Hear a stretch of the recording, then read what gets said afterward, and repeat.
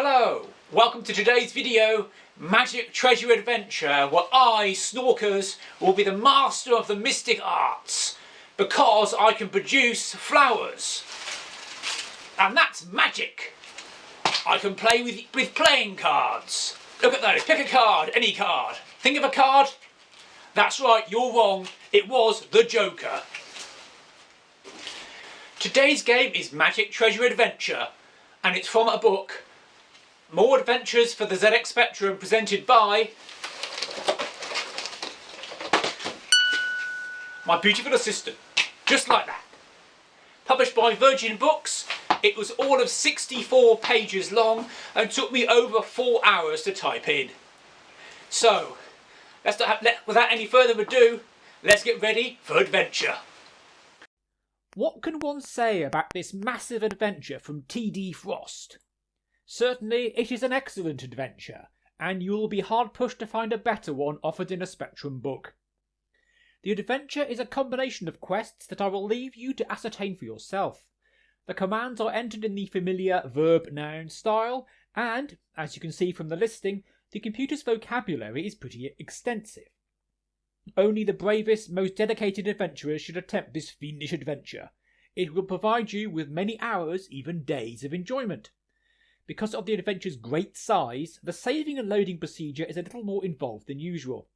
Firstly, the short program should be typed in and then saved on tape. The program should be saved by typing go to 310. Secondly, the major program should be typed in and saved onto tape a little way after the first program. Its save name should be Adventure. To load the adventure, just type load magic and the program will auto-run, as we can see here. The program just about fits into 48K. Do you require instructions? Yes, please. Magic Adventure. We're about to enter a world of magic where all is not what it appears to be. In the building are magic props, wand, hat, cart, scarf, box. We need to collect them and return with them to the reception area to complete the first part of the adventure. We have a strength factor that will run out.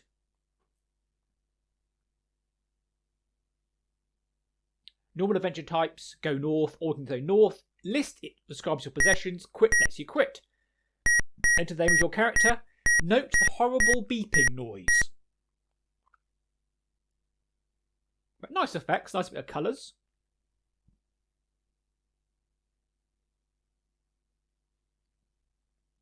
And off we go. Entrance hall, wooden door, no obvious exits, and there is a key. So it's a perfectly solid... to be fair, it's a rather good little text adventure. However, the beeping, when you get whenever you press a key, is a pain in the backside. It really gets on your nerves. So let's try and open this door anyway.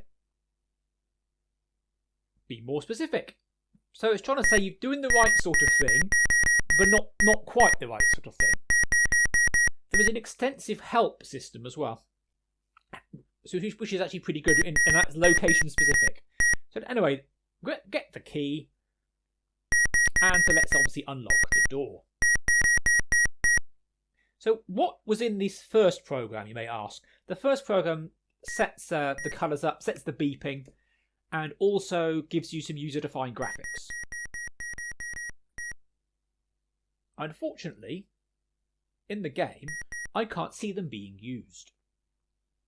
So here we know there is a door with very stiff hinges. Here is a can of oil. We now have the can of oil, excellent. So let's try and oil the hinges. The can is not open. So let's open the can. Okay, now the can's open, we can now oil the hinges. Once that's done, we can now open the door. So is the beeping getting on your nerves yet? Don't forget, I've been playing this quite a lot, and it's like, really gets on your nerves. Bottom of rickety staircase. So let's examine this staircase.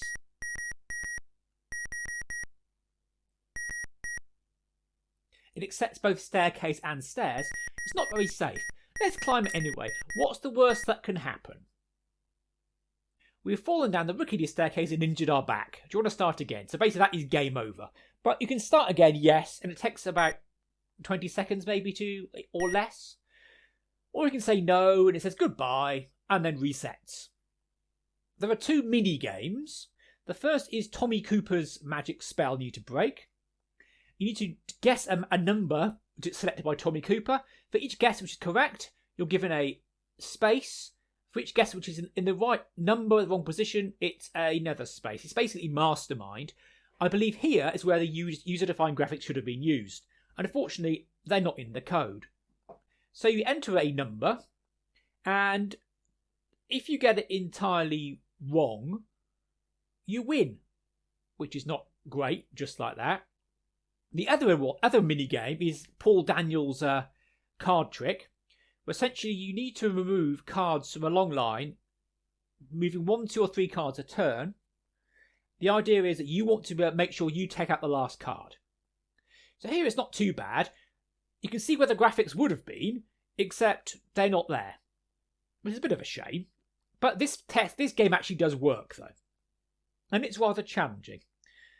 So it's Paul Daniels is carrying on his patter, telling his jokes, and you only defeat him by taking his cards. Then you get the magic card. So this one works, but we're missing something. Missing quite a few things actually. And what happens if your strength runs out? So here we've got a ladder. So we're not going to use the staircase, we'll climb a ladder instead. We've got upstairs and we're moving around and our strength has run out. So if your strength hits 0, it's game over. Let's make it better. This is the tweaked/amended version that I've done.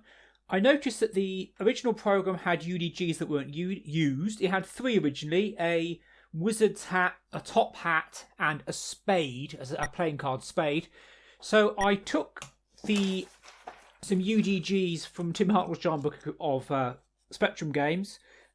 I took the 4 playing card symbols from Paul Tollan's program, which was Play Your Cards Right. And you can see here, I believe this is roughly what it's meant to be. Certainly, it displays characters on the top and at the bottom, and characters on the side of the screen, which in the printed listings are just spaces. What I've also done is added verbs, which will list the verbs, which makes text adventures a lot less painful. Otherwise, you're trying to guess what the synonyms are, and it just gets a bit silly. By doing this, though, we hit the memory limits. I had to go through and tune the memory by doing the usual tricks like turn numbers into vowel strings. I've also adjusted the beep. So the beep, which is controlled with a poke, it's a lot less, but it's a lot shorter, therefore hopefully a lot less irritating. So we start off again. Now we're moving around, and we find our first item in the Great Surprendo's magic store. And there's a wand on the floor. Great Surprendo is still alive. He doesn't perform under that name anymore, though. So we're going to get the wand. Piff, paff, poof.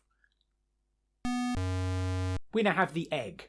All the magic items are unfortunately under a spell. So when you pick them up, they change form into something else that's useless. So currently it's got an egg and a coin. So we're now going to make our way. Here's the oil. It's got the oil. Let's now go and look at this door. So the game is well written. Most of the puzzles are reasonable. So open the door. You can't open the door. The hinges are very stiff. Okay, so you found the can of oil. So what do you need to do? Oil the hinges. You need the can of oil to oil the hinges, but the can's not open. You need to open the can. Fortunately, it's not made you go and find a can opener. So having done that, we can now oil the hinges. Excellent work. Now you no longer need the can of oil because you've finished with it. You can only carry 4 things. 4 things at a time is what you can carry. So we can now open this door and move forward, going east to the bottom of the rickety staircase. Now the staircase, if we examine it, it's marked as rickety. Examine it, it is not very safe. It was killed us last time. So at least it warns you there is danger here.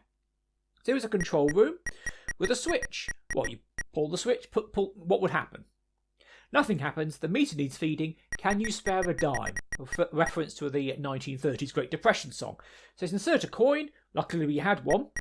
And now we get to push the switch, or we can pull the switch. Either way works. Again, it's fairly light. Lights upstairs are now on.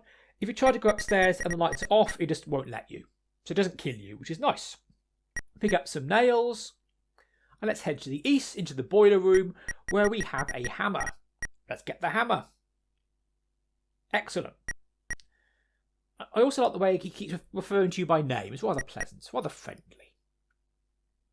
So at the bottom of the rickety staircase, there's what verbs have we got? What can we do that's useful? You can see there we've got build. So we're going to build a ladder. Not yet, you can't, mate. You haven't got all the stuff you need. So pick up the wood, helpfully at the bottom of the stairs. Now we have wood and hammer and nails. We can build a ladder. So now we can look. And there's a ladder there. Brilliant. You can't climb the ladder, though, because it's not in the right position. So you need to get the ladder and then erect the ladder. Spelling it correctly, of course. All the while your strength is slowly dropping. So now the ladder is in position and we can climb the ladder to the first floor. The magic testing room where there's a potion. Dare you drink the potion? I think I do. Let's get the potion. And let's drink it, which will top up our... Spelling it correctly is always a bonus. At least it doesn't kill you. Drink the potion and it's given us strength. So now in Ali Bongo's magic store, Ali Bongo wore a turban and a fez and performed as the Shriek of Araby. And here we need to get his scarf. So we pick up the scarf. And what happens? It's magically transformed into a bean. This is not so good. All the magic items are under black magic of some sort. So here's a visitor's lounge. And let's keep moving back.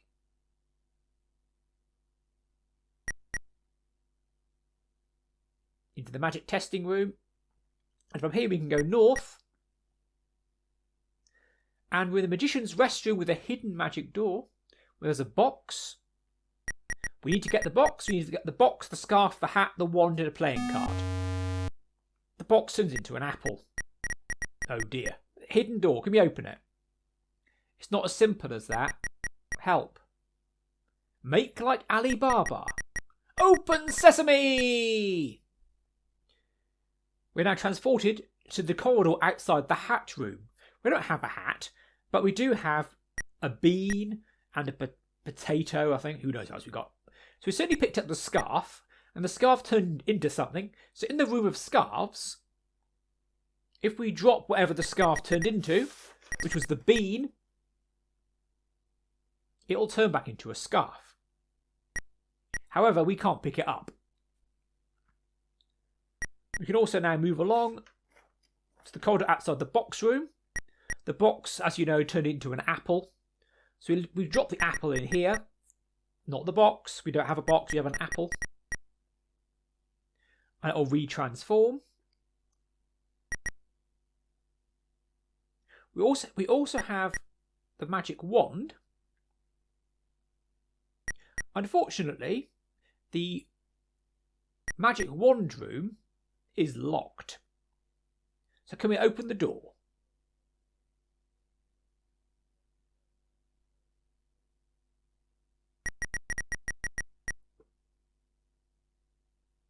We cannot, it is locked. So let's look at this door. With a combination lock. We do not know the combination. So what furthers to us is a card room. Again, we don't have the playing card. So we have an egg. The egg is the transformed magic wand. Let's head back. So you can open a door just like that, which is a clue that Tommy Cooper's involved. That's one of his catchphrases. Or his main catchphrase. Tommy Cooper said just like that, great soprendo, piff paff poof. By saying open sesame, move back through. We can now head west. The general storeroom. Head west again. We're now in Tommy Cooper's magic store. Tommy Cooper was a stage magician who sadly died in 1984. He wore a fez and his tricks always went wrong on purpose for comedy effect. So we need to break Tommy Cooper's magic spell to get the magic hat.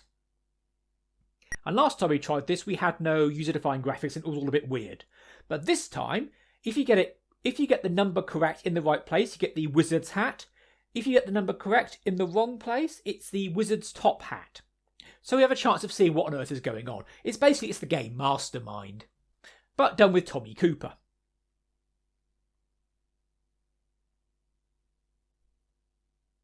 Again, I added the spade and the heart symbols, because it's magic, Here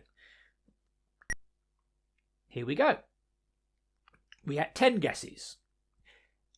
If you after running out of 10 guesses, you'll get transported randomly somewhere else in the game. So I'm starting off with 1, 2, 3, 4. How does that go? We have one number correct in the wrong place, so not so good. Last time we tried that and we won instantly because the game was broken. Let's now try 5, 6, 7, 8. 2 numbers correct in the wrong place. What should we try now? Guess number 3. It's all about logic here. 1, 5, 6, 9. So mix it up a little bit. Again, 2 numbers correct, but in the wrong place. 2, 5, 60. So let's change a couple of the numbers. And all of those were wrong. So we can completely rub those out. So we've got only 6 numbers left to play with.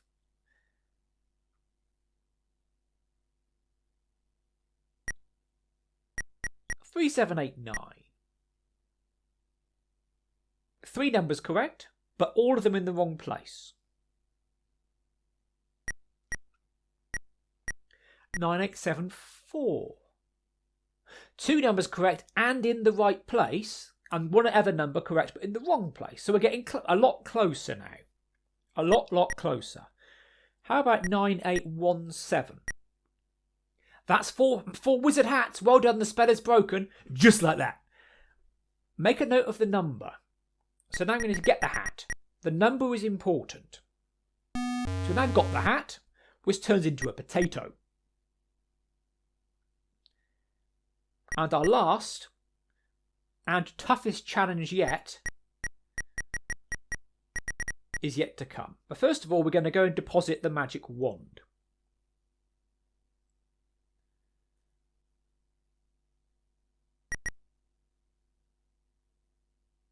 Here's the room of hats, so we can drop off the potato, which was the transformed hat.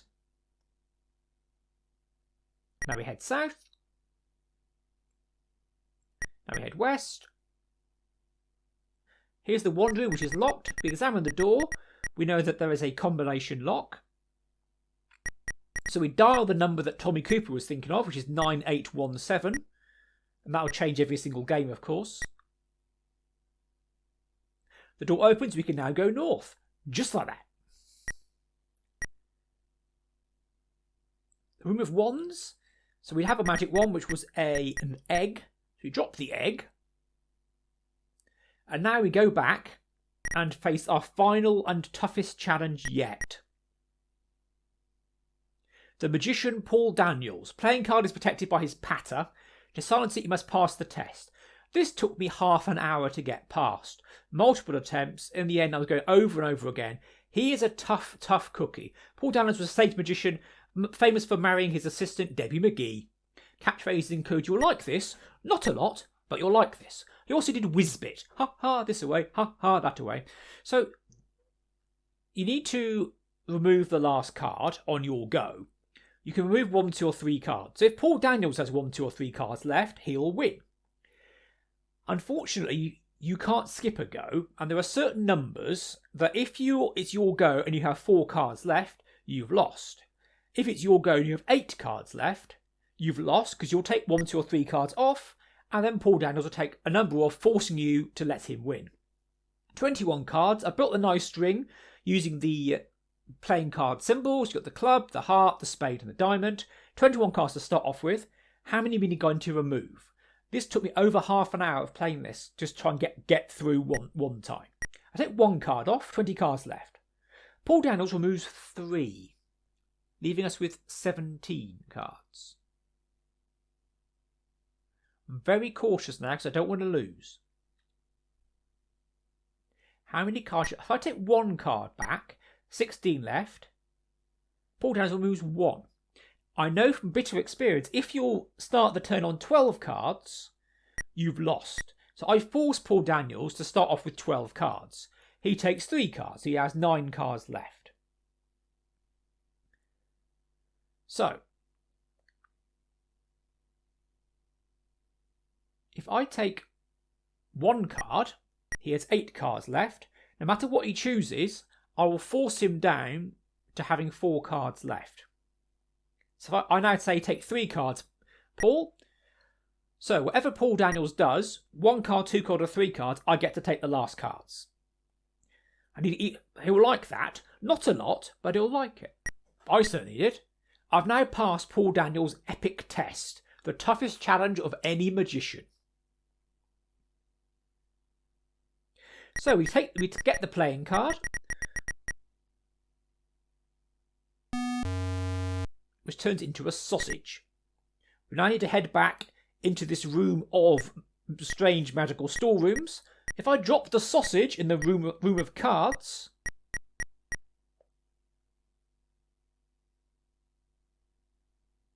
something magical happens. Please wait for a few seconds. We now have a playing card. Unfortunately, you can't take it. However, this is true. If you drop it here before, it turns into a playing card, but then you can't get it. This time, you get to get the card, and it stays as a card. Having done all that, you can then get the box. Unfortunately, we can't carry any more. We can only carry 4 things. However, you can wear a hat, and you can wear the scarf. And that's magic.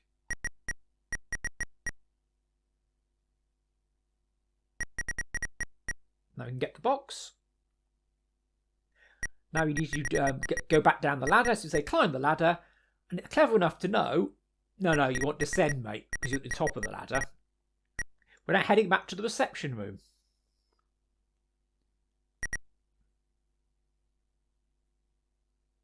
Mission complete. We have everything here. The Grandmaster Magician takes all the items and informs you of an abandoned castle full of treasure. However, a good magician keeps some secrets back, so we're not going through all that today. However, I think it's an excellent game, and I'll be uploading it to Spectrum Computing for you to have a play it. Thank you for watching. Goodbye.